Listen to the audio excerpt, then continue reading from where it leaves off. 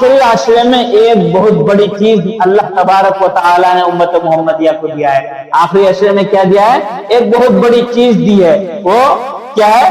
وہ جو میں نے سورت پڑھی آپ لوگوں کے سامنے، اس میں بتلا دیا گیا ہے اِنَّا أَنزَلْنَاهُ فِي لَيْلَةِ الْقَدْرِ وَمَا أَدْرَاكَ مَا لَيْلَةُ الْقَدْرِ. یعنی رمضان میں شب قدر کب ملتا ہے ہم لوگوں کو؟ رمضان میں ملتا ہے. رمضان کے آخری عشرے میں ملتا ہے.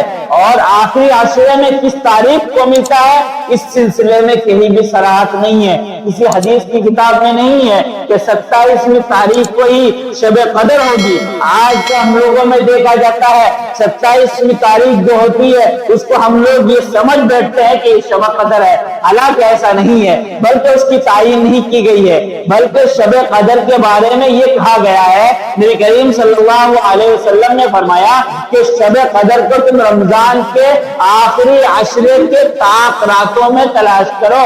طاق رات کون کون سا؟ آج کی جو رات آئے گی نا 21ویں شب، 21ویں رات، وہ کون سی ہے؟ طاق رات ہے. اسی طریقے سے 23ویں جو رات ہوگی وہ بھی طاق رات ہے. 25ویں رات وہ بھی کیا ہے؟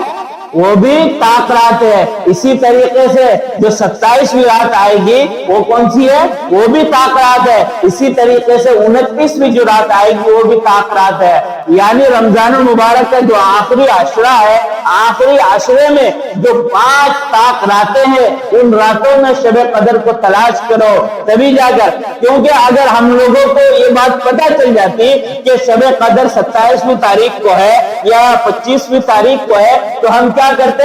ہم عبادت کرنے میں کوتاہی کرتے. اسی وجہ سے اللہ تبارک و تعالی نے مصلحت سے پیش نظر یہ امت محمدیہ کو دیا ہے کہ ہم شب قدر کو تلاش کرنے کے لیے 5 راتوں میں زیادہ سے زیادہ عبادت کریں.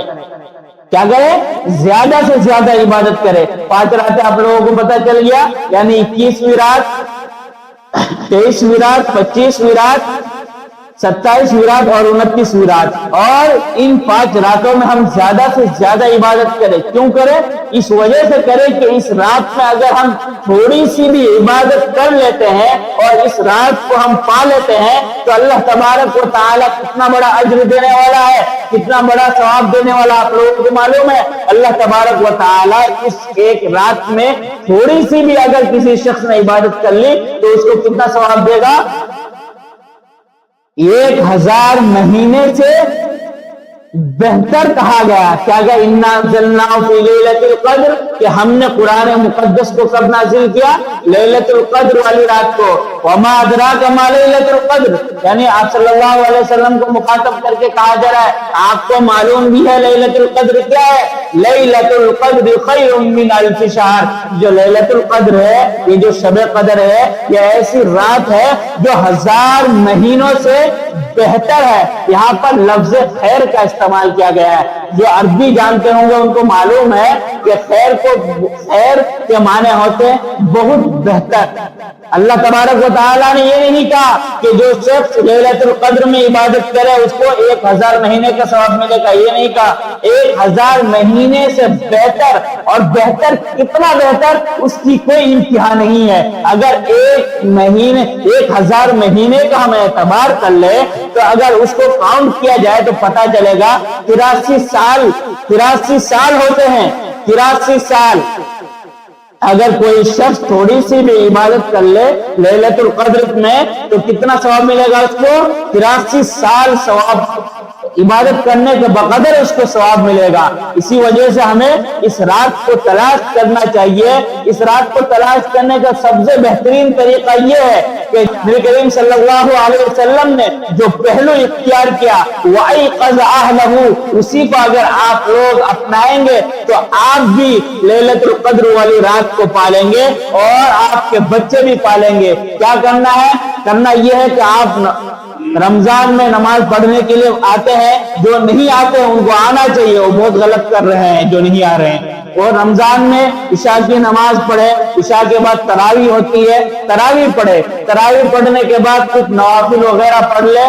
اگر زیادہ نہیں، یہاں تک کہ कोशिश तो ये करनी चाहिए कि पूरी रात इबादत की जाए। अगर इतना नहीं हो सकता है, जितनी वुसअत हो, जितनी बर्दाश्त कर सको आप लोग, उतना ही इबादत करें। यानी तरावी के बाद कुछ नवाफिल वगैरह पढ़ ले, पढ़ने के बाद जल्द सो जाए। उसके बाद सहरी के वक्त जब आप लोग उठते हैं तो अपने घर वालों को भी उठाए, अपने बच्चों को भी उठाए। सिर्फ उठाए नहीं, उठाने के साथ साथ उनको ताकीद करे, उनसे कहे कि नमाज वगैरह 2-4 रकात तहज्जुद की पढ़ ले, इसी तरीके से नवाफिल वगैरह पढ़ ले।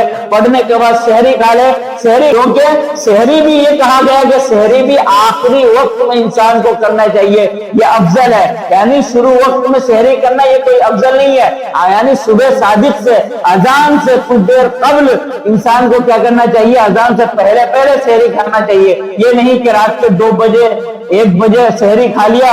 सहरी की फजीलत हासिल नहीं होती। सहरी की फजीलत उस वक्त हासिल होगी जब हम आखिरी वक्त होगा सहरी का, उस वक्त हम सहरी खाए। तो आखिरी वक्त से पहले पहले सहरी खा ले, उससे पहले नमाज वगैरह पढ़ ले, खुद भी पढ़े, अपनी अहलिया को भी कहे, अपने घर वालों को भी कहे। तो क्या होगा, हमें शब कदर की रात मिल जाएगी और 83 साल का जो सवाब अल्लाह तबारक व तआला ने देने के वादा किए। जो 83 साल तो हमारे हिसाब से, लेकिन खैर का जो लफ्ज इस्तेमाल किया गया उसकी कोई इंतहा नहीं है, उसके बारे में हमें मालूम नहीं है कि कितना है। तो हमें ज्यादा से ज्यादा इबादत करनी चाहिए।